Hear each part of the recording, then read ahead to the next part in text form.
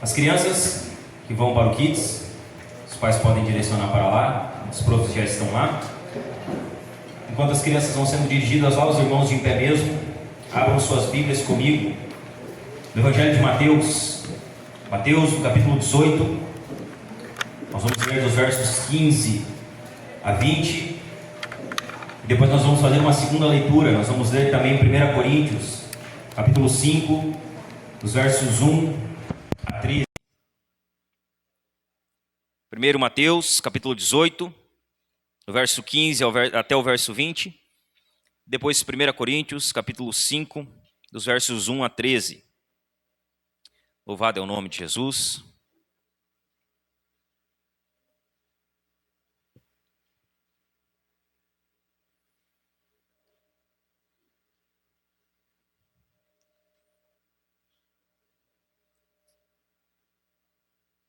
Amém? Mateus capítulo 18, do 15 em diante, diz assim: Se o seu irmão pecar contra você, vai e repreenda-o em particular. Se ele ouvir, você ganhou o seu irmão. Mas se não ouvir, leve ainda com você uma ou duas pessoas, para que pelo depoimento de 2 ou 3 testemunhas, toda a questão seja decidida. E se ele se recusar a ouvir essas pessoas, exponha o assunto à igreja. E se ele se recusar a ouvir também a igreja, considere-o como gentil e publicano. Em verdade lhes digo que tudo que ligarem na terra terá sido ligado nos céus, e tudo que desligarem na terra terá sido desligado nos céus. Em verdade também lhes digo que se 2 de vocês sobre a terra concordarem a respeito de qualquer coisa que vierem a pedir, isso lhes será concedido por meu Pai que está nos céus. Porque onde estiverem 2 ou 3 reunidos em meu nome, ali estou no meio deles. Você pode ir comigo também, em 1 Coríntios, capítulo 5.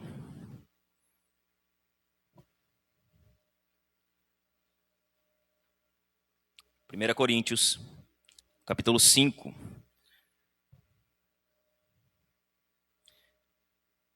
Diz assim: Ouve-se por aí que entre vocês existe imoralidade, e imoralidade tal como não existe nem mesmo entre os gentios, isto é, que alguém se atreva a possuir a mulher de seu próprio pai. E vocês andam cheios de orgulho, quando deveriam ter lamentado e tirado do meio de vocês quem fez uma coisa dessas. Eu, na verdade, ainda que fisicamente ausente, mas presente em espírito, já sentenciei como se estivesse presente o autor de tal infâmia. Em nome de nosso Senhor Jesus, reunidos vocês e o meu espírito, com o poder de Jesus nosso Senhor, que esse tal seja entregue a Satanás para a destruição da carne, a fim de que o espírito seja salvo no dia do Senhor. Não é bom esse orgulho que vocês têm? Por acaso vocês não sabem que um pouco de fermento leveda a massa toda? Joguem fora o velho fermento para que vocês sejam nova massa, como de fato já são sem fermento. Pois também Cristo, nosso Cordeiro Pascal, foi sacrificado. Por isso, celebremos a festa não com o velho fermento, nem com o fermento do mal e da maldade, mas com o pão sem fermento, o pão da sinceridade e da verdade. Na outra carta, já escrevi a vocês que não se associem com os impuros. Refiro-me, com isto, não propriamente aos impuros deste mundo, aos avarentos, ladrões ou idólatras, pois neste caso vocês teriam de sair do mundo. Mas agora escrevo a vocês que não se associem com alguém que, dizendo-se irmão, for devasso, avarento, idólatra, maldizente, bêbado ou ladrão, nem mesmo comam com alguém assim, pois com que direito haveria eu de julgar os de fora? Mas será que vocês não devem julgar os de dentro? Os de fora, esses Deus julgará. Expulsem o malfeitor do meio de vocês. Se você puder, curve sua cabeça, nós vamos orar ao Senhor. Pai, nós te damos graças pela tua palavra, Senhor, que foi aqui lida nesse momento e que vai ser pregada, Senhor, na tua igreja, Senhor. Nós te damos graças à tua igreja que está aqui reunida para ouvir, Senhor, a tua palavra que vai ser pregada. Que o Senhor nos conduza aqui nessa noite, Senhor, e que o Senhor fale ao coração do teu povo. Exorta-nos, Senhor, edifica-nos e consola-nos por meio da tua palavra. Que o teu Espírito Santo, Senhor, que aqui está, que ele trabalhe, Senhor, para aplicar, Senhor, esse sermão ao coração de cada irmão, Senhor, para que isso produza fruto de justiça, Senhor, de caráter e de transformação na vida de cada um dos irmãos e na vida da nossa igreja local, Senhor. Nós oramos, Senhor, rendendo tudo a Ti, Senhor, nos colocando diante de Ti, te pedindo que o Senhor fale com a sua igreja, Senhor. Nós fazemos isso em nome de Jesus. Amém. Você pode se assentar aí?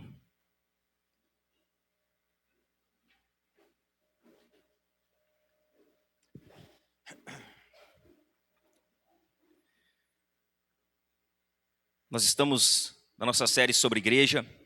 Esse é o 6º sermão. Hoje nós vamos encerrar a série. Esse é o último sermão da série sobre igreja. Finalizamos o mês de outubro e vamos finalizar também a série aqui. Domingo passado falamos sobre o chamado de cada cristão, a importância do serviço, as nossas motivações para servir a Cristo, né? Vimos que nós temos boas motivações, motivações dignas, bíblicas. Deus foi misericordioso conosco, Deus nos deu dons, Jesus está voltando.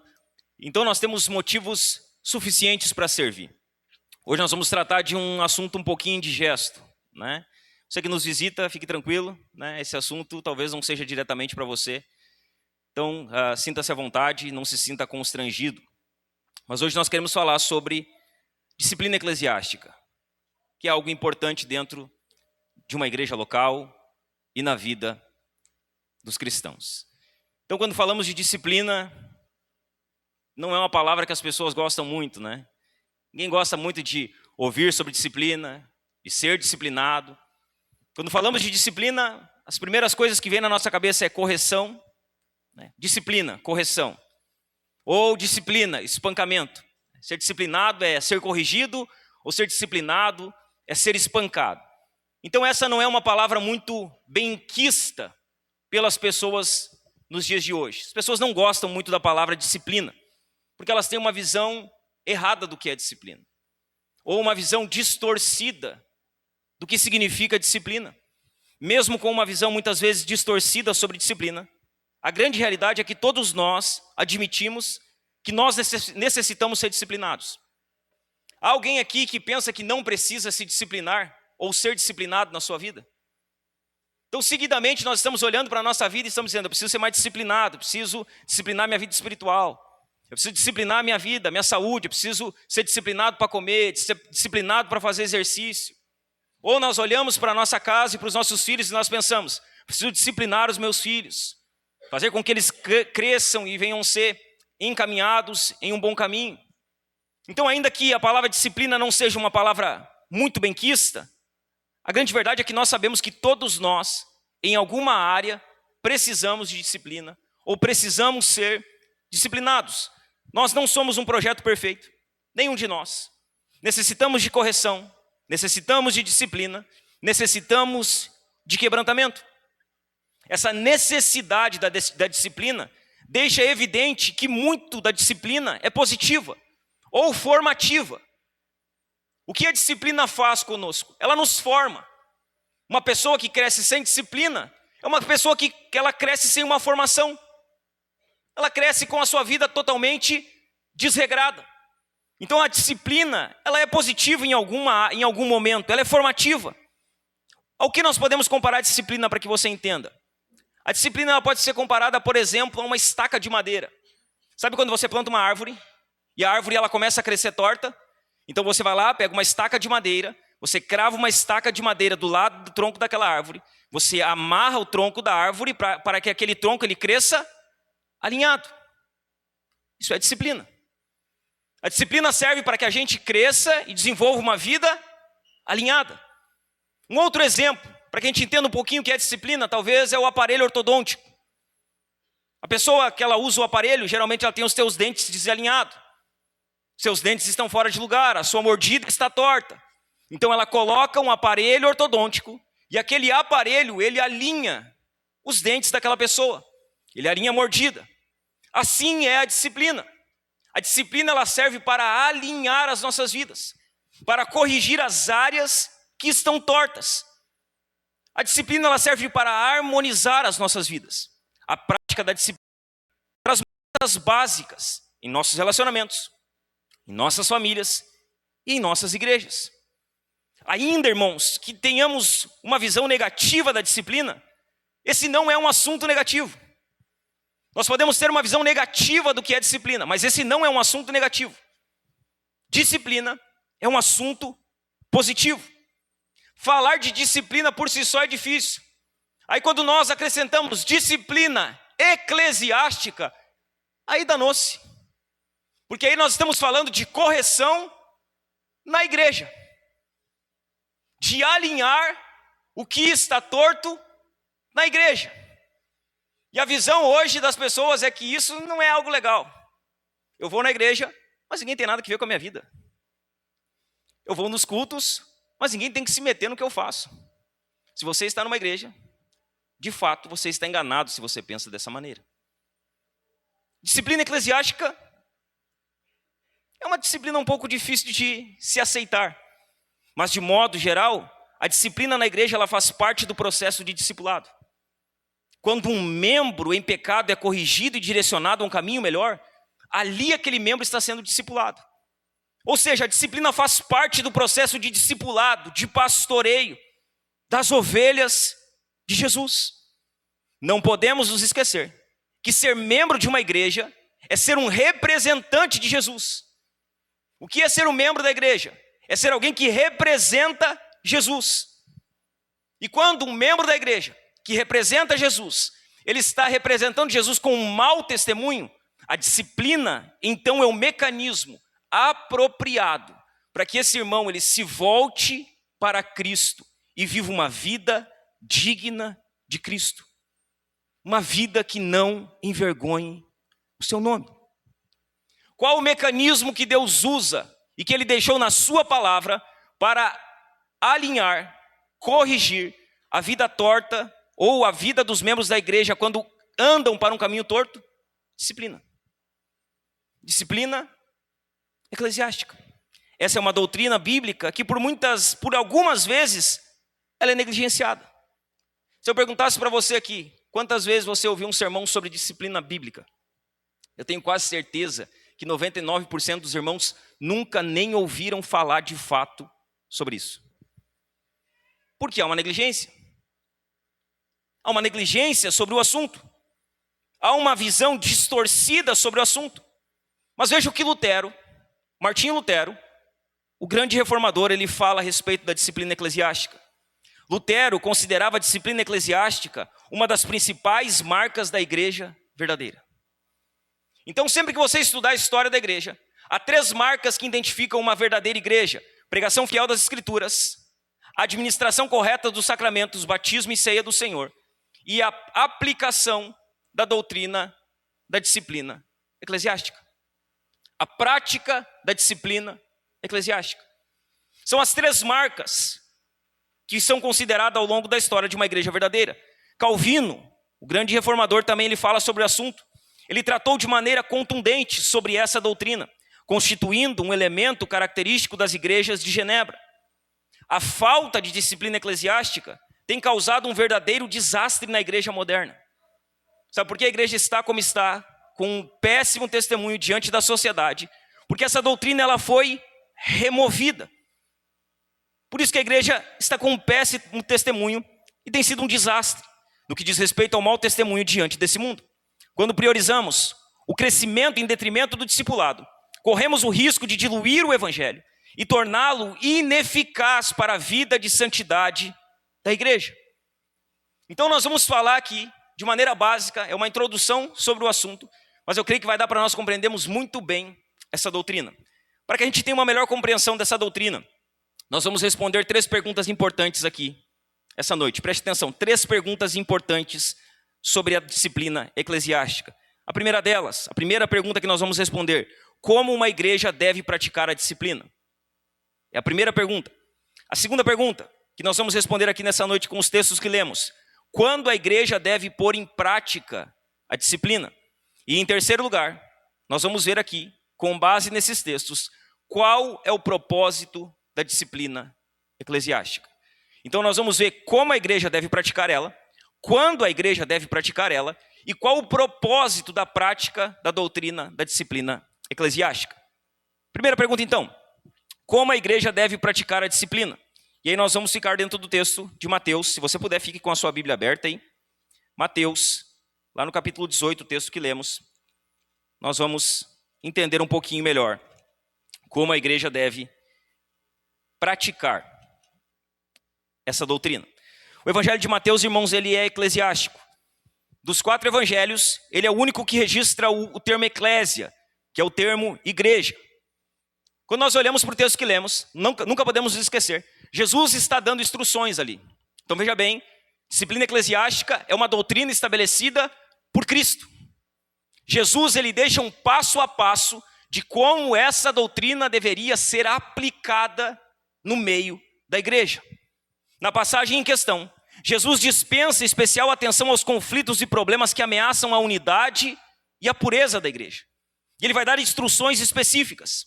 A disciplina na igreja é, em alguma medida, preste atenção, um sinal escatológico do julgamento de Deus nos últimos tempos.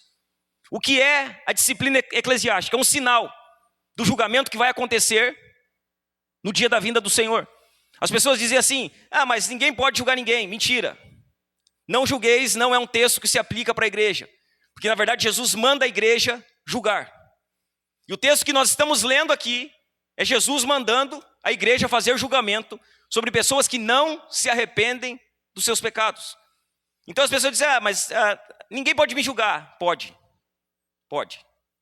A Bíblia nunca diz para ninguém não julgar ninguém. Ela diz, cuide como você julga. Porque com a medida que você julgar, você vai ser julgado. Ela não proíbe o julgamento.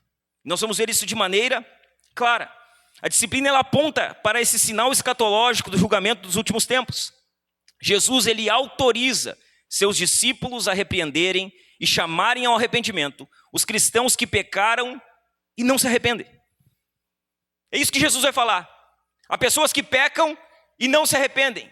E o que os discípulos de Jesus devem fazer? Eles devem chamar essas pessoas ao arrependimento. É uma missão deles, chamar essas pessoas para que se arrependam. A disciplina é uma forma de proteger, preste atenção. A disciplina é uma forma de proteger o testemunho e a pureza da igreja. Além de uma forma de admitirmos que estamos sujeitos a erro e pecado e que necessitamos da ajuda do corpo de Cristo para voltar à sensatez. Então, para que serve a disciplina? Nós vamos ver lá no propósito. Ela serve para preservar a pureza da igreja. Ela serve para preservar o testemunho da igreja. Ela é o mecanismo que Jesus ele entrega à igreja para corrigir pessoas crentes que permanecem na prática do pecado. A igreja é uma família, como nós vimos aqui durante 5 semanas. E como tal, seus membros também podem entrar em desentendimento. Mas como devemos tratar um irmão culpado na igreja? Como nós lidamos com o pecado dentro da igreja? Como a igreja deve praticar a disciplina eclesiástica? Jesus ele nos fala sobre 4 passos. E ele nos mostra como isso deve ser administrado dentro de uma igreja local. Como a igreja deve praticar a disciplina eclesiástica? Em primeiro lugar, a igreja pratica a disciplina eclesiástica resolvendo pessoalmente os seus problemas. Qual é a primeira maneira de resolver um pecado dentro da igreja? De maneira pessoal. É indo direto a quem pecou. No verso 15, Jesus diz assim: se o teu irmão pecar contra você, vá e repreenda-o em particular. Se ele ouvir, você ganhou o seu irmão. Então o irmão pecou contra mim. O irmão fez algo grave. O que eu faço? Eu vou até ele. Eu sento com ele. Eu converso com ele. Eu mostro para ele que ele pecou contra mim. E eu tento de alguma maneira resolver com ele a situação pessoalmente. É a primeira etapa. Essa etapa envolve uma conversa pessoal firme e com brandura. Qual que é o objetivo aqui? É levar um irmão a reconhecer seu pecado. É levar ele a se arrepender do seu pecado. É fazer ele se voltar da sua insensatez à comunhão com Deus e à comunhão com a igreja. Como a igreja, ela pratica a disciplina? De primeira maneira, pessoalmente. Vai até a pessoa, senta com ela, mostra para ela onde ela está pecando, chama ela ao arrependimento. Se ela se arrepender, você ganha um irmão. E se ela não se arrepender, segundo passo. Qual é o segundo passo? Leve outros irmãos. Não deu certo indo pessoalmente, então você pegue 2 testemunhas, 3 testemunhas e vá até a pessoa. Sente com ela, coloque a situação diante dessas testemunhas para que elas testifiquem que foi buscado reconciliação, que a pessoa foi chamada ao arrependimento, mas que ainda assim, por alguma maneira, ela não quis se arrepender. Resolva pessoalmente. Leve outros irmãos, verso 16. Mas, se não ouvir, leve ainda com você 1 ou 2 pessoas, para que pelo depoimento de 2 ou 3 testemunhas, toda a questão seja decidida. Então essa é a segunda etapa, levar outros irmãos. O contexto aqui, tem um contexto, ele é do costume judaico de Deuteronômio 19:15, em que só se aceitava a acusação contra alguém com o testemunho de não menos que 2 ou 3 pessoas. Então era necessário que houvesse testemunhas. Uma pessoa só não era suficiente para que uma acusação fosse levada adiante. Precisava de 2 ou 3 ou mais pessoas. Tais pessoas não eram necessariamente testemunhas oculares do pecado, mas já haviam tentado levar outros membros da comunidade ao arrependimento. Nesse momento aqui, é preciso fazer perguntas e obter respostas entre as partes, na presença das testemunhas. Primeira etapa, pessoalmente. Segunda etapa, com testemunhas. Terceira etapa, a pessoa não se arrependeu com testemunhas. Deve ser trazida à igreja. Então a pessoa pecou, não se arrependeu. Foi uma pessoa lá, tentou. Foi 3 pessoas, não adiantou. Ela permanece impenitente. Esse assunto é trazido para a igreja. Para que a pessoa venha a ser trazida diante da igreja. E para que a igreja chame essa pessoa ao arrependimento. No verso 17 vai dizer assim: e se ele se recusar a ouvir essas pessoas, exponha o assunto à igreja. Exponha à igreja. É a terceira etapa. Leve o assunto à igreja. Se isso também falhar, deve-se instaurar então uma assembleia, se marca uma reunião, se convoca a igreja com a finalidade de levar o assunto à igreja e às autoridades da igreja, aos líderes da igreja. Os membros, eles se envolvem na questão. É papel da igreja, na terceira etapa, confrontar os pecados da parte ofensora e suplicar para que ela confesse o pecado e se arrependa. Então veja bem, Jesus está dando um passo a passo aqui de como lidar com o pecado. Pessoalmente, com testemunhas, leva à igreja. Se pessoalmente não deu resultado, com 3 testemunhas não deu resultado, levando à igreja não deu resultado, o que Jesus manda fazer? Ele manda remover a pessoa do meio do congregar, que é o que nós chamamos de excomunhão. Expulsar a pessoa. A pessoa ela é convidada a se retirar do meio do congregar e a não fazer mais parte da igreja. Ainda no verso 17 diz assim: e se ele se recusar a ouvir também a igreja, considere-o como gentil e publicano. Tire ele fora do congregar. Expulse ele. Veja bem, Jesus está dando instruções sobre como lidar com o pecado. E no final dessas instruções, Jesus diz que se uma pessoa se manter impenitente no pecado, ela deve ser retirada do congregar. Ela deve ser excomungada. É a palavra correta. Ela deve ser expulsa do meio do congregar da igreja. Em última instância, se isso também falhar, Jesus nos autoriza a tratar o irmão impenitente como uma pessoa que não está convertida pelo Senhor. É isso que Jesus está dizendo. Considere gentil e publicano. Considere como ímpio. Considere como alguém que não faz parte do povo de Deus. Considere como alguém que nunca se converteu. Tirem essa pessoa do meio de vocês. Ela se mantém impenitente nos seus pecados. Jesus, ele está dando aqui à igreja local o direito de exclusão ou de excomunhão do irmão impenitente e obstinado que não quer se arrepender dos seus pecados. Ele está dizendo que a igreja tem autoridade. Veja bem, a autoridade não está sobre um pastor. A autoridade final está sobre a igreja.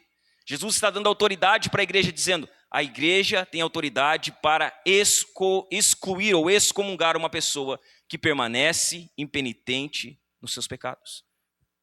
Ou seja, há um passo a passo. Há uma maneira de proceder com o pecado. A grande realidade é que na maioria das vezes esse processo aqui ele acaba no começo, na primeira conversa. Na maioria das vezes ele não se dá nas 4 etapas. Porque a pessoa, quando ela está impenitente ao pecado, geralmente ela tem uma tendência a ela mesma se excluir do congregar. Mas há uma maneira bíblica e prática de se lidar com a excomunhão dentro da igreja. Jesus ele vai dizer ainda no verso 18: em verdade lhes digo, que tudo que ligarem na terra terá sido ligado nos céus, E tudo que desligarem na terra terá sido desligado nos céus. Entenda, esse texto está no texto da excomunhão. Assim como o texto que diz, onde estiverem 2 ou mais reunidos em meu nome, também está no texto de contexto de excomunhão. Não está dizendo, não, ainda que Jesus esteja quando 3 pessoas se reúnam, não é esse o alvo do que Jesus está falando aqui. Jesus está falando de excomunhão.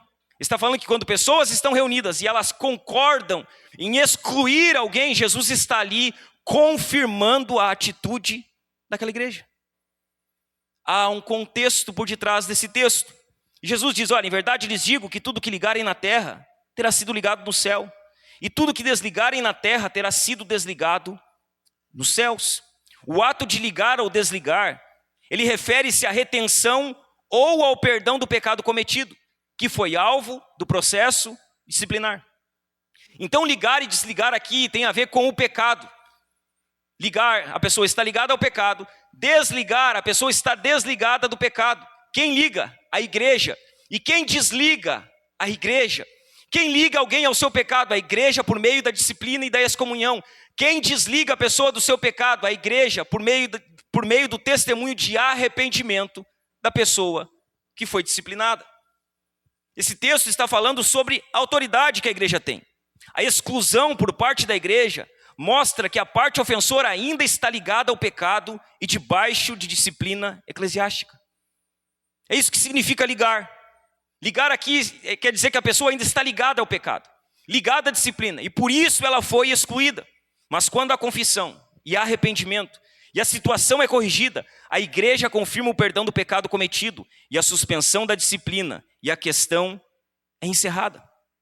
Veja bem, é a igreja quem ratifica ou uma condenação prévia, ou uma absolvição prévia, pois quando há a exclusão por conta do pecado impenitente, isso já ocorreu no céu. Por isso que aquilo que é ligado na terra é ligado no céu. Quando alguém está sendo excluído, isso já ocorreu no céu. E quando há arrependimento e a igreja desliga a pessoa do pecado por meio da suspensão da disciplina, isso também já ocorreu no céu. A igreja local tem autoridade espiritual, preste atenção. A igreja local, ela tem autoridade espiritual para avaliar as crenças e atos de seus membros. A autoridade, alguém que se coloca debaixo de uma igreja local e do governo de uma igreja local, é alguém que está dizendo, você pode analisar a minha vida, você pode analisar os meus atos, e você tem liberdade para interferir quando eu estiver pecando. Ser membro de uma igreja local é estar debaixo dessa autoridade espiritual que avalia as crenças e atos de seus membros, sempre à luz da palavra de Deus. Sempre à luz da palavra de Deus. A igreja local acolhe, pastoreia, disciplina e exclui seus membros que estão sob autoridade espiritual. A igreja local, como assembleia e povo da aliança, está imbuída de autoridade espiritual para declarar que certas pessoas, de acordo com as suas atitudes de arrependimento ou impenitência, estão perdoadas ou não. Isso aqui, irmãos, é o processo básico da disciplina na igreja. Ele começa por uma pessoa, ele passa para mais de 2 pessoas. Em última instância, ele é levado a toda a igreja. E se não há resultado, a pessoa é excluída. Esse processo, em boa parte das vezes, ele tem as suas fases puladas. Porque as pessoas hoje odeiam a correção. Odeiam. Ninguém quer ser corrigido. Corrigir hoje virou uma ofensa. Então, quando você corrige alguma pessoa, um membro impenitente, a tendência é que ele não vá ao segundo passo, que ele mesmo se exclua do congregar, que ele mesmo se afaste da comunhão, porque ele não entende que a correção não é para o seu mal, é para o seu bem. Corrigir hoje é algo extremamente difícil, essas fases são puladas, e isso se deve à má compreensão que se tem da disciplina bíblica hoje. Sabe o que Jesus pensa da disciplina bíblica? Ele pensa que ela é indispensável para a sua igreja. A disciplina bíblica é indispensável para a igreja de Jesus.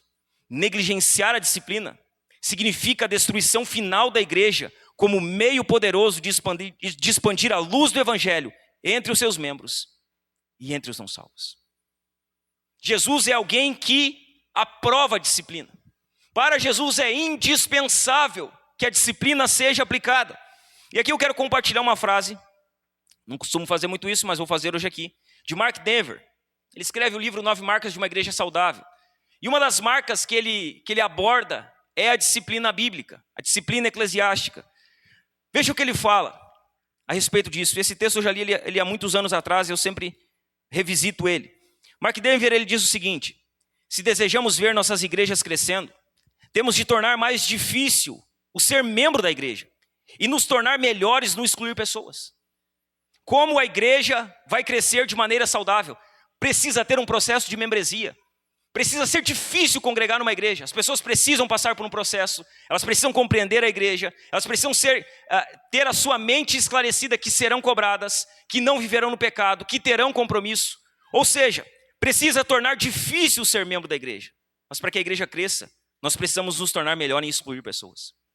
Em tirar do meio da igreja aqueles que não estão nela de fato. Precisamos ser capazes de mostrar que há uma distinção entre a igreja e o mundo. E isto é o que significa ser um cristão. A igreja é diferente do mundo. Se alguém reivindica ser cristão e se recusa a viver como um cristão deve viver, precisamos seguir o conselho de Paulo. E para a glória de Deus, excluir essa pessoa do meio da membresia da igreja.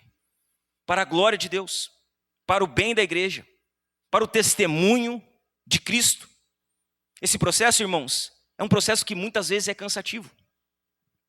Porque não é fácil você tirar pessoas, né? Quem quer tirar pessoas da igreja? Ninguém. As pessoas querem a igreja cheia. Elas não querem que as pessoas saiam da igreja. Mas a Bíblia diz que há pessoas que precisam ser tiradas do meio da igreja. Que há pessoas que não devem permanecer no congregar.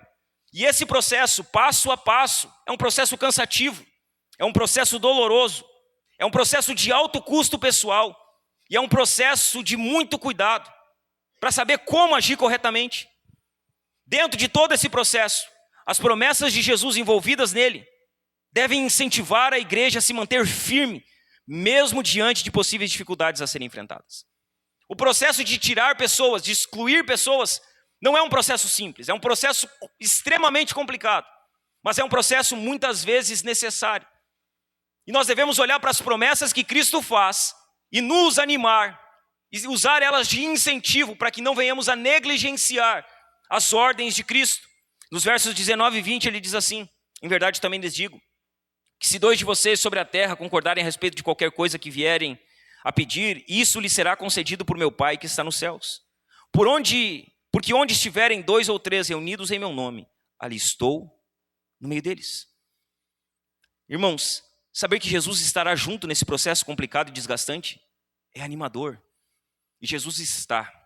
Quando nós fazemos aquilo que a Bíblia nos manda fazer, quando nós obedecemos aquilo que a Bíblia nos pede para fazer, nós podemos ter uma certeza: Jesus está conosco nessa caminhada.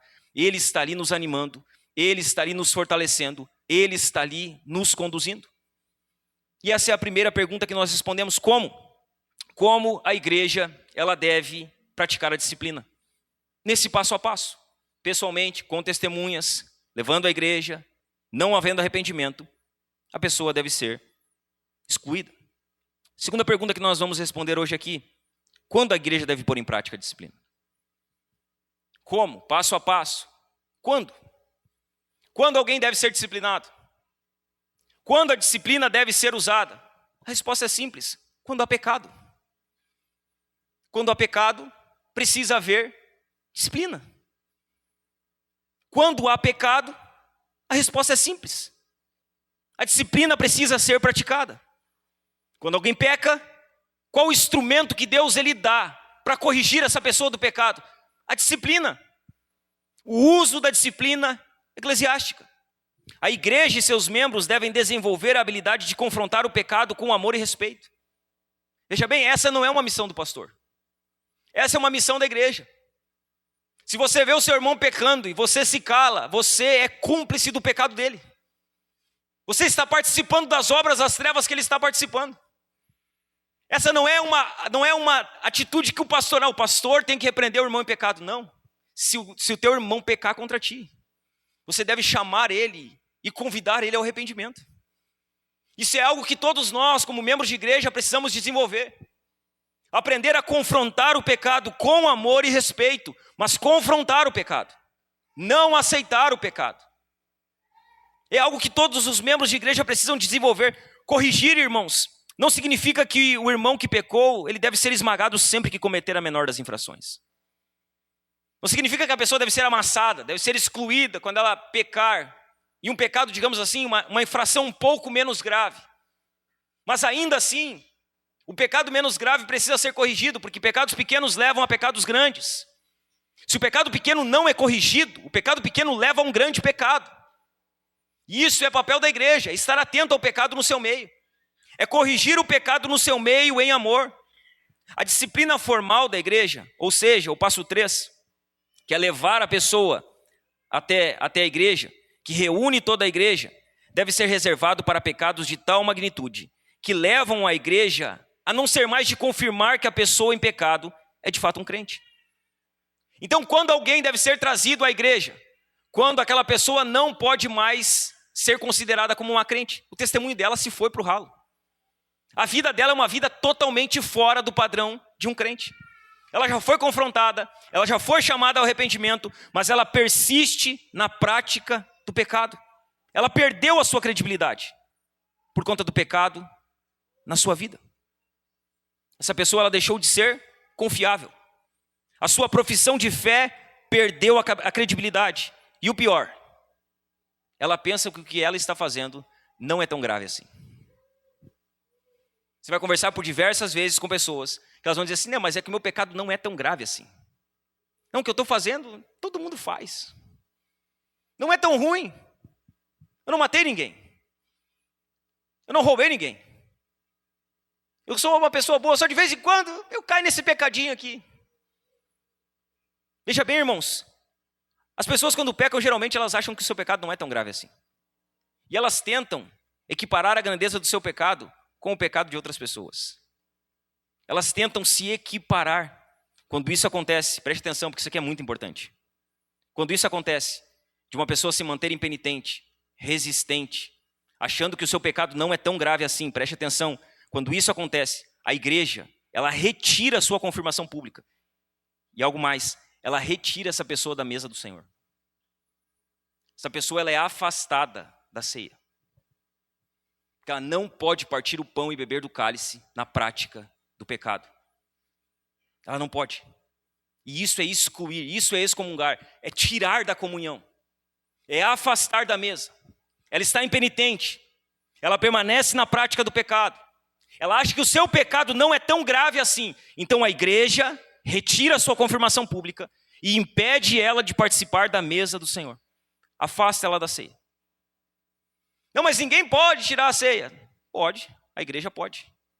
E a igreja deve, quando há pecado. A igreja deve fazer isso. É um cuidado que a igreja ela deve ter. De maneira mais formal, a disciplina é um ato de retirada de um indivíduo da comunhão e da participação na mesa do Senhor. Isso é excomunhão. É fechar as portas da comunhão a alguém. Quando isso acontece, quando esse tipo de disciplina, ele deve ser posto em prática. Em primeiro lugar, quando o pecado tem uma manifestação externa. Ou seja, o pecado já está visível para todo mundo. As pessoas já estão vendo que o indivíduo está na prática do pecado e ele não tem mais vergonha de mostrar isso. Ele não tem mais vergonha de viver a vida que está vivendo. O pecado ele está já externado. Ninguém deve ser excluído por simples suspeitas de pecado. Eu suspeito que a pessoa pecou. Eu suspeito que a pessoa fez aquilo. A suspeita ela não é digna da exclusão. Mas quando se trata de algo que pode ser objetivamente visto e ouvido, então essa pessoa ela deve ser excluída. O seu pecado já está externalizado. Quando a excomunhão deve ser praticada? Quando o pecado é grave. Há pecados graves, e nós vamos ver na sequência do texto sobre um pecado muito grave que acontece na igreja de Corinto. Quando o pecado é grave. Não é todo pecado que deve ser perseguido até as últimas consequências. Porque Deus ele não faz isso conosco. Ele não nos disciplina, Ele não nos corrige, Ele não nos dá o que nós merecemos todas as vezes que nós pecamos. Mas há pecados graves. E os pecados graves, eles são dignos da excomunhão e da exclusão. Em terceiro lugar, quando a disciplina deve ser posta em prática? Quando o pecado é impenitente. Quando a pessoa insiste na prática do pecado. Ela não muda. Ela está resistente ao pecado, ela é impenitente. Quando a pessoa está envolvida e é confrontada pelos mandamentos de Deus, mas se recusa a abandonar o pecado, então ali a disciplina deve ser aplicada. Você senta com ela, você confronta ela, você chama ela ao arrependimento e ela permanece impenitente. Eu não vou parar de fazer o que eu estou fazendo.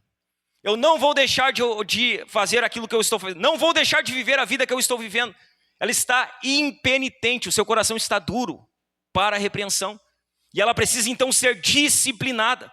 A pessoa que age dessa maneira, de maneira impenitente, está apenas demonstrando que ama mais o pecado do que ama Jesus.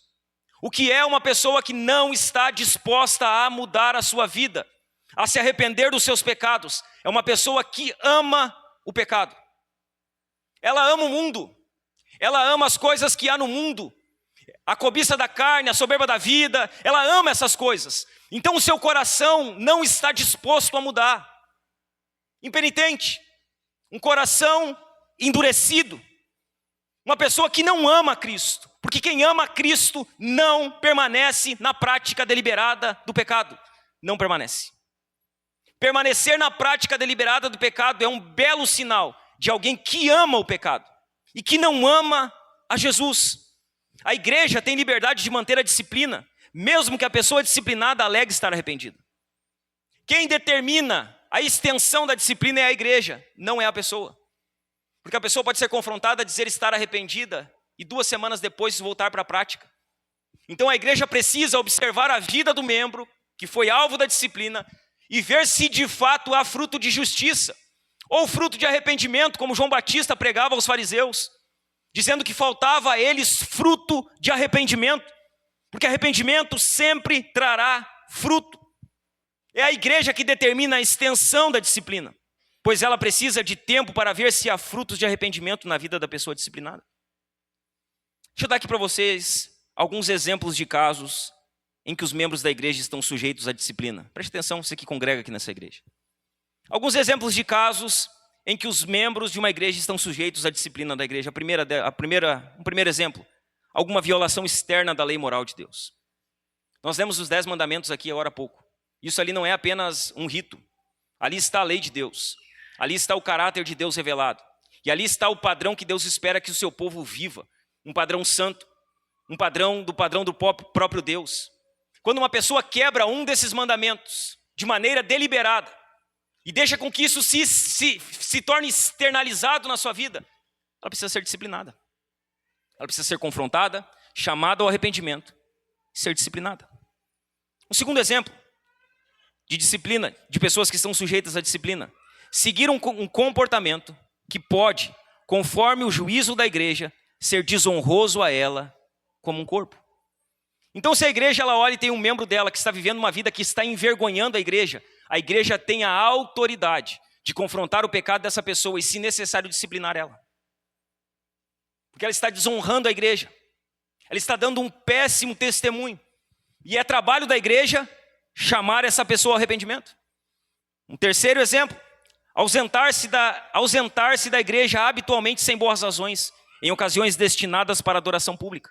Ou seja, ficar faltando o culto. Não vem no culto. Não presta satisfação porque não vem no culto. Vem no culto quando quer. Isso pode ser alvo de disciplina eclesiástica. Porque o culto, como nós falamos aqui, há um mandamento de não deixar de congregar. Hebreus 10, 25. E não congregar, sem ter um motivo para não congregar, é pecado. É pecado. Eu vou ficar em casa porque eu quero olhar o jogo do Grêmio e do Inter, não vou no culto hoje. Você está pecando. Não vou porque eu vou passear, preciso curtir minha vida. É pecado. É pecado. Você está abrindo mão do congregar com os seus irmãos e com a família da fé para satisfazer o seu ego, as suas vontades. Veja bem, quando alguém começa, isso aqui é muito importante. Quando alguém começa a viver em pecado, uma das primeiras coisas que essa pessoa fará é abandonar o congregar. Sabe qual a primeira coisa que uma pessoa ela começa a fazer quando ela está na prática do pecado? Ela começa aos poucos a deixar o congregar. Ela não vem na igreja, não vem no culto, ela vai se afastando, ela vai se isolando, ela vai deixando as coisas de Deus de lado. Isso é um péssimo sinal. Se você é alguém que está aqui, que você diz assim, não, hoje eu não vou no culto, não quero estar no meio da congregação, não quero ouvir a palavra. Pode ser que há um pecadinho escondido aí no seu coração. Pode ser que tenha um pecado que está matando a sua fome por Deus, o seu desejo pelo Senhor. Todas as vezes que as pessoas começam a viver em pecado, uma das primeiras coisas que elas fazem é abandonar o congregar. Porque o congregar é um lugar extremamente hostil para quem está na prática do pecado. É hostil ficar aqui ouvindo o que eu estou falando. E com certeza, se você está com um pecado oculto, você está inquieto ouvindo o meu sermão. Isso aqui é hostil. As pessoas odeiam ter seus pecados confrontados. O que elas fazem? Ir lá para ouvir alguém ficar mostrando os meus pecados e me chamando ao arrependimento? Capaz. Se é para ir lá, eu vou ficar em casa. A igreja é um ambiente hostil para quem permanece na prática do pecado. É um ambiente extremamente incomodativo. Um quarto exemplo, que é digno de disciplina eclesiástica na igreja, é manter e defender doutrinas contrárias àquelas apresentadas na confissão de fé. Então a igreja tem uma regra de fé, a igreja tem muito claro aquilo que ela crê. E quando um dos seus membros começa a contrariar aquilo que a igreja crê, essa pessoa ela precisa ser disciplinada, porque ela está tentando trazer confusão no meio da igreja local. E é papel da igreja cuidar disso. Um quinto exemplo de disciplina é ameaçar arrogantemente os atos e realizações da igreja, ou seguir um curso de ação que visa produzir discórdia. Sabe aquele burburinho? A pessoa ela está ali, só que ela está sempre tentando semear uma contenda. Então ela vai e fala com A e B e tenta criar um probleminha. Ela vai e fala com B e C e tenta criar um probleminha. Isso é pecado. É pecado. A Bíblia chama isso de fofoca. Isso é pecado. E isso precisa ser confrontado. E quando você vê alguém fazendo fofoca e você não confronta, você participou da fofoca. Indiretamente. É seu trabalho confrontar a fofoca. Não, mas é que eu não estava participando. Você ouviu e não falou nada? Então você foi conivente com o pecado. Você participou do pecado. Você não condenou as obras das trevas, como Efésios manda. Você participou das obras das trevas. Veja bem, esse espírito de discórdia, de sempre tentar trazer problemas, dividir, sempre tentar criar algum partidarismo, isso é pecado. E isso é digno de disciplina. Um outro exemplo digno de disciplina: seguir uma conduta imprópria aos bons cidadãos e aos que professam ser cristãos. Então, se você é um cristão, faz parte de uma igreja local, e se você está com um péssimo testemunho fora, para com os de fora, você precisa ser repreendido. Se não se arrepender, precisa ser disciplinado. Precisa ter um bom testemunho para com os de fora. Em primeiro lugar, como praticamos a disciplina? Em segundo lugar, quando a disciplina deve ser aplicada? Quando há pecado? Em terceiro lugar, qual é o propósito da disciplina na igreja? Por que nós precisamos da disciplina e qual que é o propósito dela na igreja? E aí nós vamos para o texto de 1 Coríntios, capítulo 5, se você quiser abrir aí o texto. Capítulo 5, nos versos 1 a 7.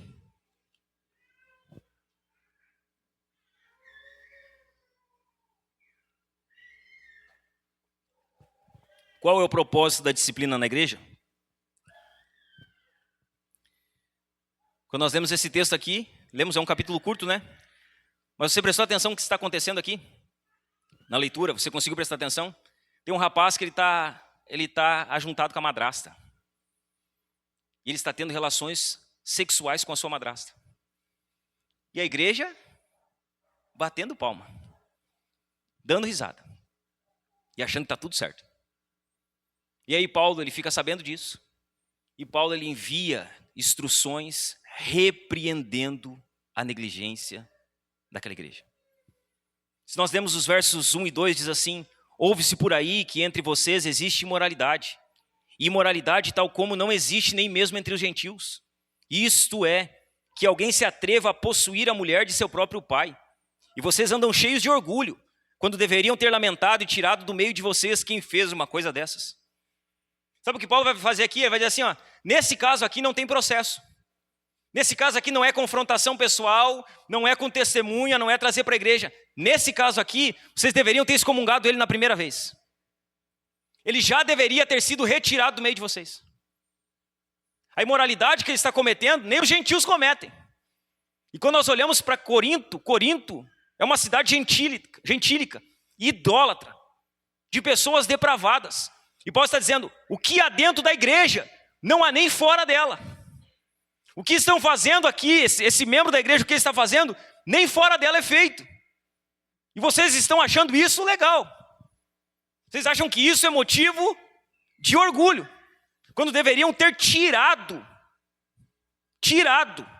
do meio de vocês quem fez essa coisa. Deveriam ter excluído ele. Qual o propósito da disciplina na igreja?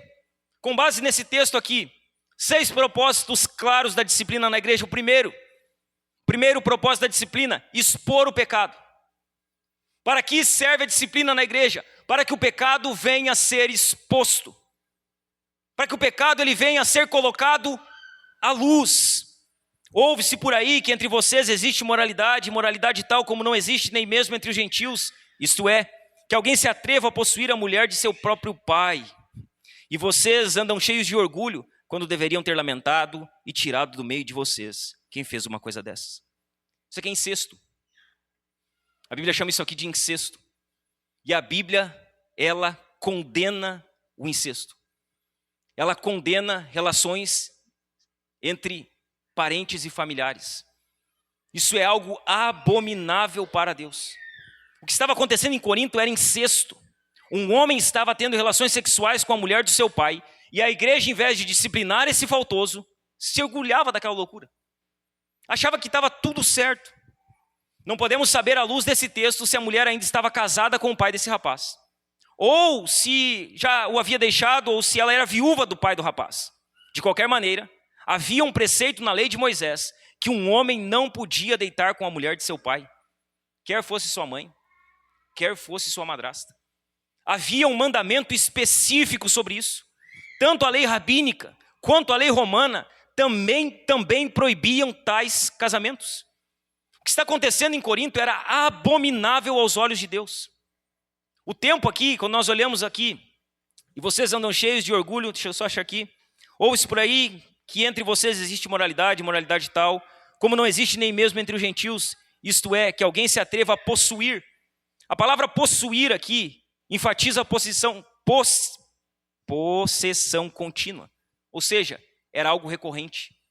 Eles eram um casal, eles moravam juntos, eles estavam vivendo como marido e mulher sem estarem casados. A imoralidade denunciada por Paulo nesse versículo 1 não é apenas o adultério, mas sobretudo o incesto. Havia incesto no meio daquela igreja. Paulo ele recrimina a igreja e denuncia o pecado de incesto desse jovem, dizendo que nem os pagãos ousavam cometer tamanha torpeza. Paulo está dizendo que o incesto é condenável não apenas pela lei de Deus, mas também pelos princípios do mundo. Nem mesmo a sociedade frouxa e permissiva de Corinto aprovava esse pecado de incesto. Era um pecado condenado até pela sociedade de Corinto. Nem mesmo a sociedade permissiva e promíscua de Corinto estava acostumada com esse tipo de pecado, de um homem chegar a possuir a mulher de seu próprio pai. Não era algo normal. E o que era normal estava acontecendo dentro da igreja. O que a disciplina faz? Ela expõe o pecado. Ela deixa claro a raiz do pecado, o que está acontecendo. O pecado, irmãos, ele adora se esconder. Ele adora. E ele se esconde bem. Se tem uma coisa que o pecado sabe fazer é se esconder. E ele se esconde bem. A disciplina, ela expõe o pecado, para que o pecado ele venha a ser removido, venha a ser curado, para que essa pessoa ela se arrependa do pecado. Qual o propósito da disciplina? Expor o pecado. Em segundo lugar, qual o propósito da disciplina? Corrigir e restaurar quem pecou. Então nós estamos falando de disciplina e é muito duro tirar pessoas do congregar, afastar pessoas da igreja, expulsar pessoas da comunhão. Mas veja bem, a excomunhão não é o objetivo. O propósito nunca é a excomunhão. Vocês entendem que o quarto passo que Jesus dá no processo de tratar o pecado é a excomunhão? O que Jesus está querendo ensinar? Que essa é a última opção. A última opção é excluir alguém. A última opção é excomungar alguém. A intenção da disciplina é corrigir a pessoa que está em pecado. A intenção da disciplina e o propósito dela é restaurar quem pecou, não é excluir essa pessoa. A pessoa só vai ser excluída se de fato ela se manter impenitente, sem se arrepender. Mas esse não é o alvo. O alvo primordial da disciplina é correção e restauração. É trazer a pessoa ao arrependimento. Olha o que Paulo vai falar na sua segunda carta a respeito desse homem que ele está aqui dizendo que era para entregar o corpo para o diabo, para ser queimado, para ver se no final ele podia ser salvo. Olha o que Paulo ele fala na sua segunda carta a respeito desse homem. 2 Coríntios, capítulo 5, dos versos 7 a 8, Paulo diz assim: ora, se alguém causou tristeza, não o fez a mim, mas para que eu não seja demasiadamente áspero, digo que em parte causou tristeza a todos vocês, de modo que agora, pelo contrário, vocês devem perdoar e consolar, para que esse indivíduo não seja consumido por excessiva tristeza. Por isso peço que vocês confirmem o amor de vocês para com ele. O que Paulo está dizendo? Que houve arrependimento. E ele está mostrando o modo que a igreja deveria tratar aquele homem que havia se arrependido do seu pecado. Como a igreja deveria tratar ele? Deveria perdoar e consolar ele, para que ele não fosse consumido por excessiva tristeza. Paulo diz, olha, confirmem o amor de vocês para com ele. Ele se arrependeu, ele foi restaurado. Então vocês precisam acompanhar ele, se aproximar dele, fortalecer ele. O propósito da disciplina é corrigir e restaurar o faltoso. E esse é o propósito primordial. Todo o propósito da disciplina visa sempre e em primeiro lugar a restauração da pessoa em pecado. Esse é o alvo principal. Mesmo quando a pessoa precisa ser excluída, mesmo quando ela precisa ser excomungada, essa é uma tentativa de tentar mostrar a ela a gravidade daquilo que ela está fazendo. Então, quando uma pessoa ela se mantém impenitente, ela é excluída, sabe para que serve a exclusão? Para que de alguma maneira essa pessoa abra os olhos e perceba, poxa, eu fui removido da igreja por causa do meu pecado é grave, e talvez eu não me atentei para isso. Até a exclusão tem como alvo a restauração da pessoa caída. Não basta a igreja disciplinar. Disciplina, irmãos, não é punição. Não é punição, mas restauração. A disciplina deve ser realizada com o objetivo de que o cristão ofensor reconheça seu pecado, confesse o seu pecado, se arrependa do seu pecado e seja reconciliado. Esse é o alvo. É sempre a restauração do membro em pecado. Esse é o objetivo. A questão é que tem pessoas que quando são repreendidas, elas preferem abandonar a igreja. Elas preferem virar as costas, elas não querem passar pelo processo de tratar o pecado, de curar o pecado, de abandonar o pecado. Então elas preferem ir para outra igreja e continuar pecando. Elas preferem ir para outro lugar, permanecendo na prática do pecado. O alvo nunca é castigar ninguém, mas sempre buscar a restauração. A igreja precisa acompanhar a pessoa que foi disciplinada para que ela possa ser restaurada, curada, transformada pelo poder de Deus e reconquistada para a comunhão da igreja. A disciplina, irmãos, ela é dolorosa, mas ela também é benéfica. Ela é terapêutica para aqueles que passam por ela. Terceiro propósito da disciplina, a proteção da igreja. Por que precisa haver disciplina? Para que a igreja seja protegida. Olha o que Paulo vai dizer no verso 6. Ele vai dizer assim: não é bom esse orgulho que vocês têm. Por acaso vocês não sabem que um pouco de fermento leveda a massa toda? Veja bem o que Paulo está dizendo. Um pecadinho dentro da congregação contamina toda a congregação. É isso que Paulo está dizendo. Ele vai falar sobre o fermento. E sempre que a Bíblia fala de fermento, fermento é pecado. A figura do fermento é a figura do pecado. E Paulo vai dizer, olha, um pouco de fermento leveda a massa toda. Você não precisa botar um monte de fermento para fazer pão. Você bota uma medidinha curta de fermento e deixa ele ali parado. Daqui a pouco aquele fermento ele trabalha e ele faz com que a massa se expanda, cresça. Paulo está dizendo, assim é o pecado. Se vocês aceitarem o pecado no meio da congregação, ele pode parecer pequenininho no começo, mas rapidamente ele se espalha, rapidamente ele cresce, rapidamente ele leveda toda a massa, ele afeta toda a igreja. A disciplina é importante, tem esse propósito de proteger a igreja. A disciplina protege os membros da contaminação e também protege o testemunho da igreja aos olhos da sociedade. Por que precisa haver disciplina? Para que os irmãos não venham ser contaminados pelo pecado daquele que permanece impenitente e para que o testemunho da igreja seja um bom testemunho lá fora, para que a igreja venha a ser protegida. Paulo ele usa a figura do fermento. Um pouco de fermento tem a capacidade de penetrar toda a massa e fazer toda a massa crescer. O fermento penetra e influencia toda a massa. Paulo está dizendo que o pecado tem o mesmo efeito do fermento. O mesmo. A tolerância com o pecado dentro da igreja tem o mesmo efeito do fermento. Acaba levedando toda a massa. Assim como o fermento, o pecado também vai penetrando, se enraizando, se infiltrando, influenciando e contaminando toda a massa, toda a igreja. Veja bem, uma laranja podre num saco de laranjas saudáveis apodrece todas as laranjas. Todas. Se tiver um saco de laranja e tiver uma laranja podre, vai apodrecer todas elas. Isso é óbvio, isso é fato para nós. Contudo, as laranjas saudáveis não poderão restaurar a laranja apodrecida. Isso nunca acontece. Veja bem, se tiver 10 laranjas saudáveis e uma podre, a podre apodrece as 12. As 12 nunca conseguem tirar a podridão de uma só. Por isso, a laranja precisa ser removida. E eu não estou falando de laranja aqui. Estou falando de pecado. Assim é o pecado. O pecado, ele contamina. Se a questão do pecado não for tratada de maneira correta, esse pecado vai contaminar e fermentar toda a igreja. Por isso Paulo ele diz que eles deveriam lançar fora o velho fermento que estava ameaçando a igreja. No verso 7 ele diz assim: joguem fora o velho fermento, para que vocês sejam nova massa, como de fato já são sem fermento, pois também Cristo, nosso Cordeiro Pascal, foi sacrificado. A propagação do pecado é detida pela disciplina eclesiástica, pois a exclusão remove o membro em pecado e impede que outros sigam pelo mesmo caminho. É pedagógica. Além de remover o pecado do meio da congregação, a disciplina é pedagógica para quem fica. Porque eles entendem que o pecado tem consequência e que ele precisa ter consequência.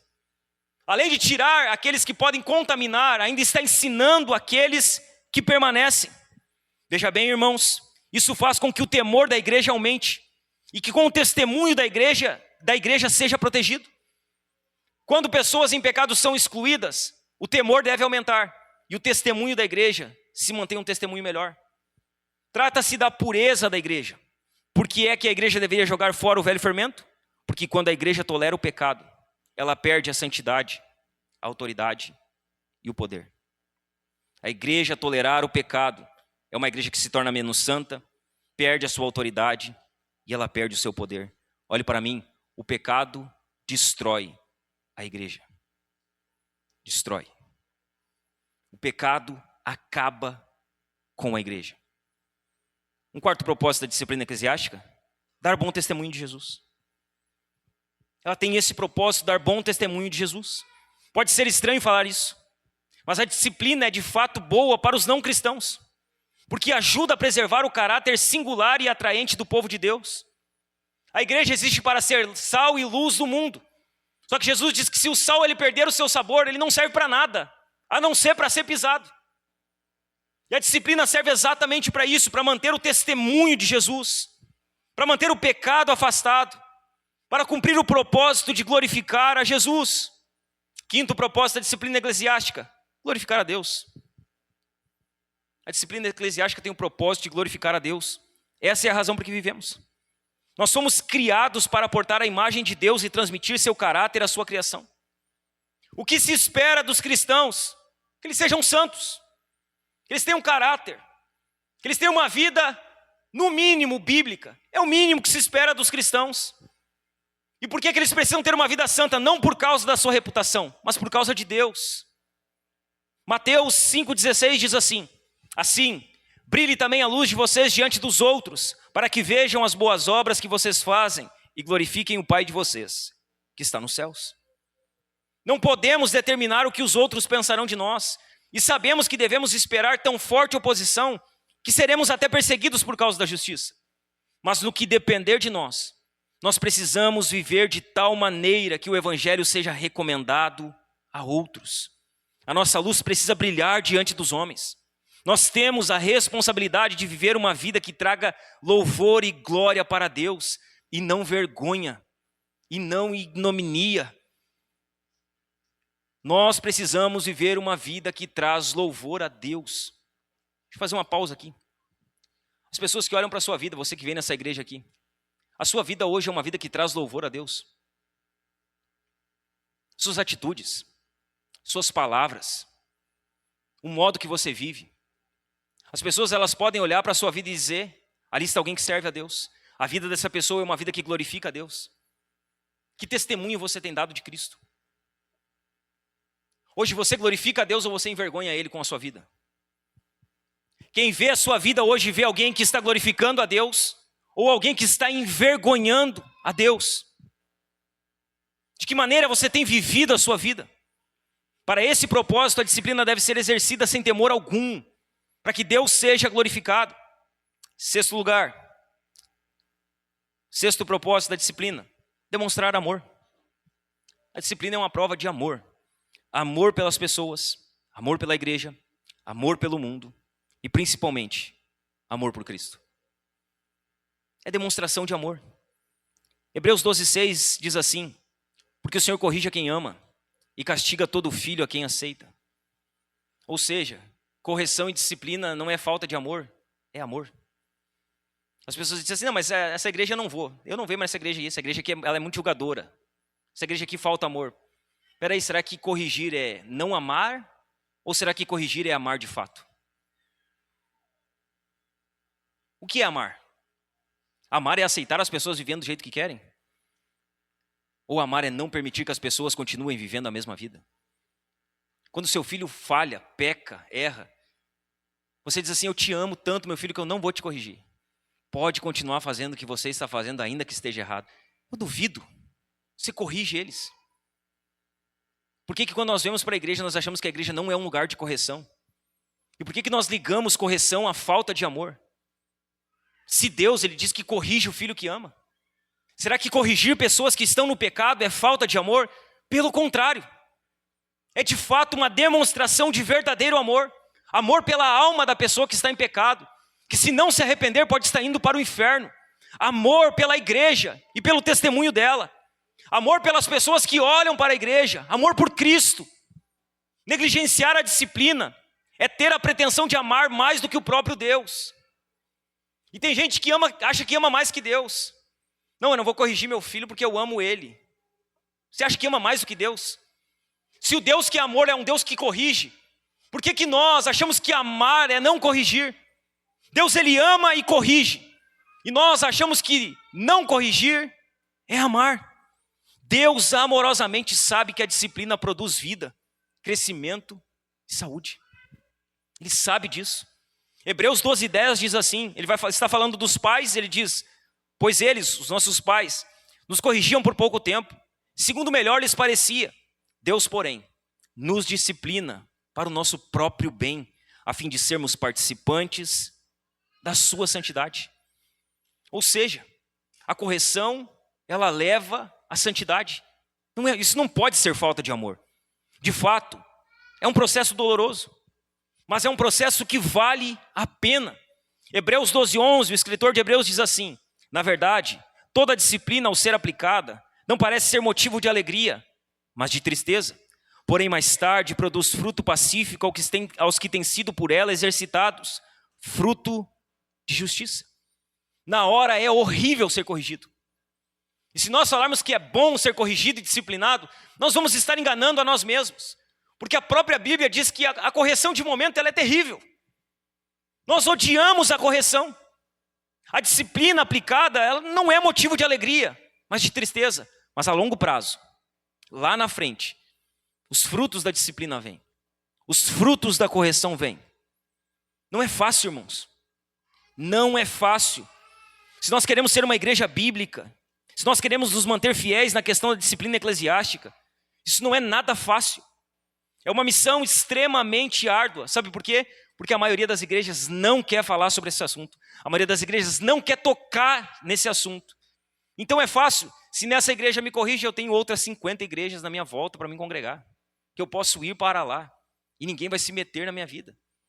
Esse caminho que nós estamos propondo de igreja não é um caminho fácil. É um caminho duríssimo. Porque é um caminho bíblico. É por isso que é um caminho difícil. Porque é um caminho bíblico. É um caminho que nos chama ao arrependimento. A pergunta que eu faço para você: como você tem lidado com o pecado na sua vida?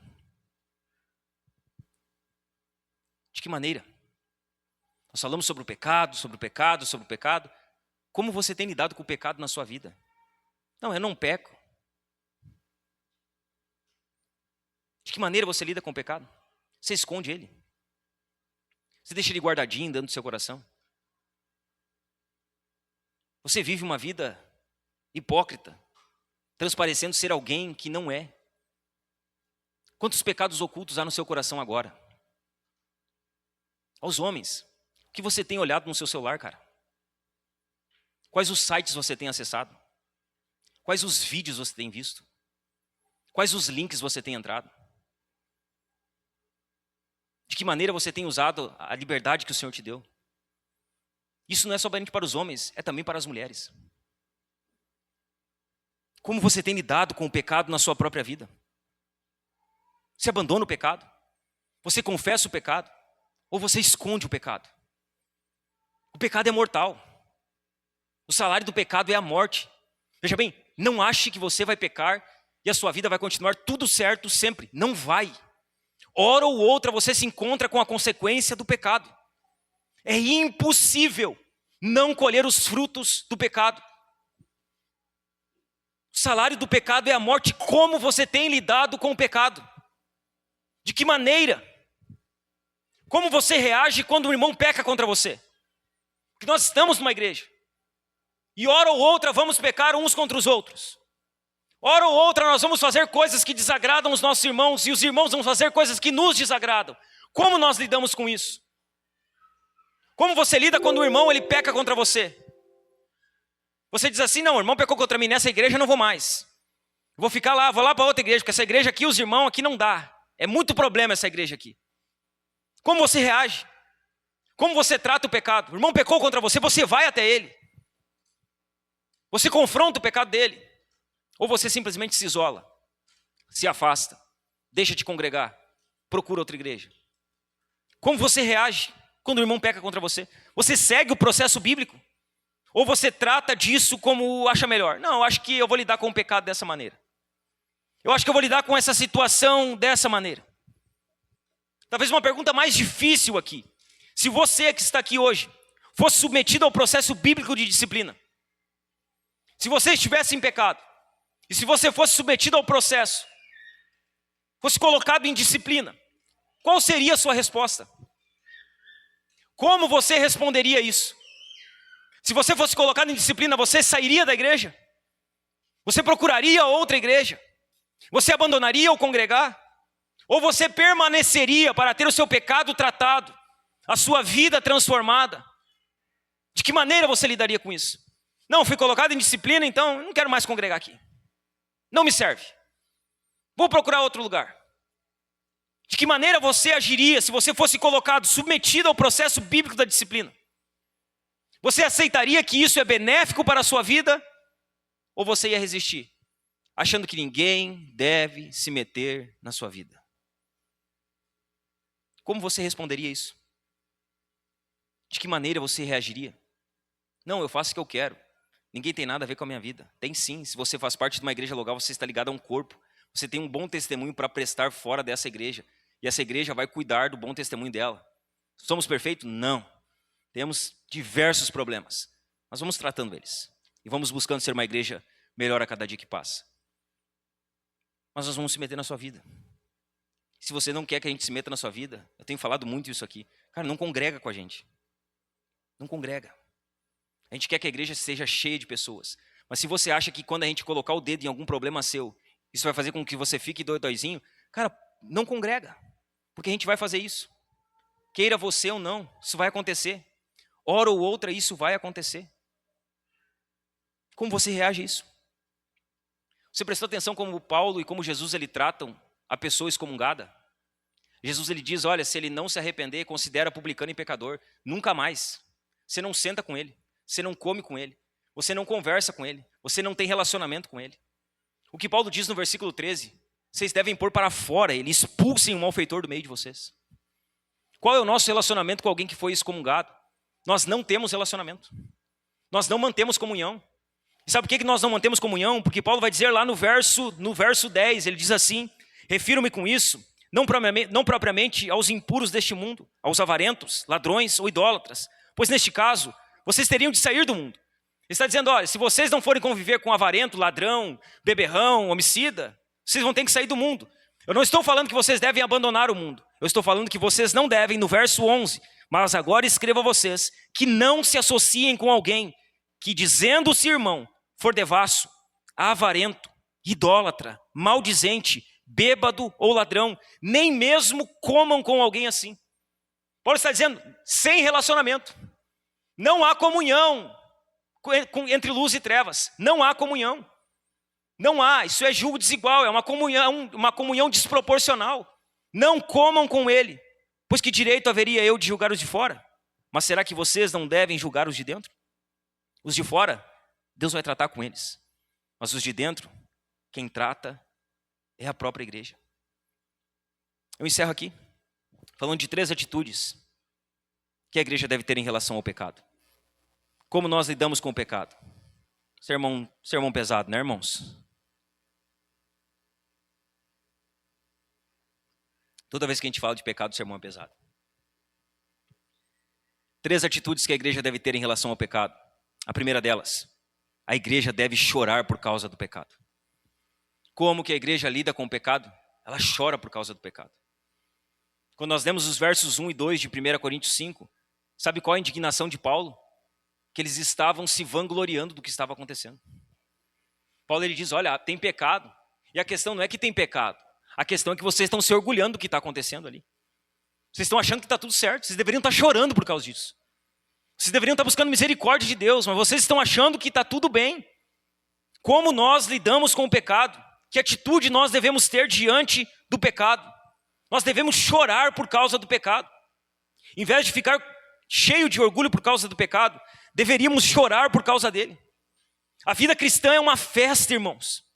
Ela é uma festa, mas ela transforma-se num funeral quando o pecado contamina a igreja. Uma igreja madura, ela chora por causa do pecado. Ela chora por causa dos pecados que estão dentro dela e ela trabalha para remover esses pecados. Em segundo lugar, como nós lidamos com o pecado? Como 3 atitudes, né? Segunda atitude que a igreja deve ter em relação ao pecado. A primeira, deve chorar por causa do pecado. A segunda, a igreja deve julgar o pecado. Ela deve julgar. Não julgueis. Sim, a igreja deve julgar o pecado. É trabalho da igreja julgar o pecado. Paulo usou 4 expressões fortes para mostrar que o faltoso precisava ser tirado da comunhão da igreja. Olha como Paulo trata a questão do pecado. Ele diz, tirem do vosso meio. Verso 2. No verso 5 ele diz, entregue a Satanás. No verso 7 ele diz, lance fora. E no verso 13 ele diz, expulsai de entre vós. É isso que ele diz. Como a igreja trata do pecado? Assim, ela julga o pecado. O pecado ele não deve ser tolerado no meio da igreja, nem pela igreja. É algo intolerável. Terceira atitude que a igreja deve ter diante do pecado, ela deve remover o pecado. Paulo ele usa ali a Páscoa judia. O cordeiro foi imolado, o sangue foi aplicado nas vigas das portas, e eles tinham de se reunir dentro de casa para comer o cordeiro e os pães asmos, sem fermento. Todavia, diz a Bíblia que todos eles tinham de investigar a casa durante 7 dias. Não podia haver fermento. Se você ler lá o relato da Páscoa, não poderia haver fermento dentro da casa. Eles comiam os pães asmos, que eram os pães sem fermento. Se alguém comesse a Páscoa com fermento, essa Páscoa seria morta, essa pessoa seria morta e eliminada do arraial de Israel. Era grave. Cristo é o nosso Cordeiro Pascual. Como nós devemos viver? Nós devemos viver na vida cristã fazendo uma faxina e uma limpeza diária nas nossas vidas. Diariamente nós temos que olhar se não há fermento na nossa vida, se não há pecado, se nós não temos pecados escondidos. Não celebre a Páscoa, não celebre o culto a Deus se há fermento, pecado em sua vida. Remova o fermento do pecado de sua vida para que você possa celebrar a Páscoa com os asmos da verdade e da sinceridade. E é assim que nós devemos viver diariamente. é revisitando a nossa vida. É sempre vendo se não há pecado escondido, se não há pecado oculto, se não há pecado guardado. Se nós não estamos na prática deliberada do pecado e achando que isso se tornou normal nas nossas vidas. Essa é uma mensagem dura, irmãos, mas é uma mensagem necessária.